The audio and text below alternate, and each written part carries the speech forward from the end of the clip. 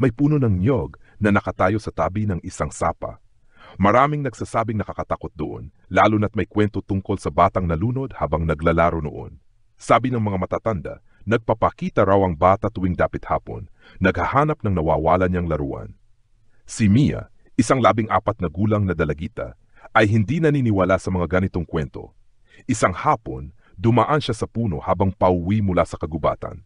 Umupo siya sa lilim nito para magpahinga, hinayaan ang mahinang hangin na dumampi sa kanyang mukha. Tahimik ang paligid, tanging agos ng tubig ang maririnig. Habang nakaupo, naramdaman niyang parang may nakatingin sa kanya. Lumingon siya at nakita ang isang batang lalaki, basa ang damit at maputlang maputla. "Kuya, anong ginagawa mo dito?" tanong ni Mia, pilit pinapakalma ang sarili. Hindi sumagot ang bata. Sa halip itinuro nito ang sapa. "Pwede mo ba akong tulungan?" "Anong kailangan mo?" tanong ni Mia. Nanginginig ang boses. "Hanapin mo ang laruan ko. Nasa ilalim," sagot ng bata. Napatingin si Mia sa sapa. Malinaw ang tubig pero hindi niya makita ang sinasabing laruan. "Nasaan?" "Hindi ko makita," sagot niya habang unti-unting lumalakas ang kabog ng kanyang dibdib. Bigla ang mukha ng batay nagbago, naging galit at puno ng lungkot.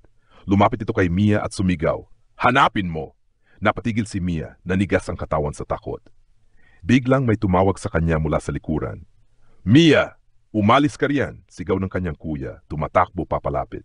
Nang muling lingunin ni Mia ang bata, nawala na ito. Tahimik ang paligid, ngunit nanatili ang malamig na pakiramdam. Pagdating sa bahay, ikinuwento niya ang nangyari. "Iyon ang bata sa sapa," sabi ng kanyang lola. "Hanggang ngayon, hinahanap pa rin niya ang laruan niyang nawala, pero huwag ka nang bumalik doon. Ang iba, hindi na natin matutulungan." Simula noon, hindi na muling dumaan si Mia sa lilim ng puno ng niyog. Ngunit sa tuwing naisip niya ang bata, nararamdaman niya ang bigat ng kalungkutan.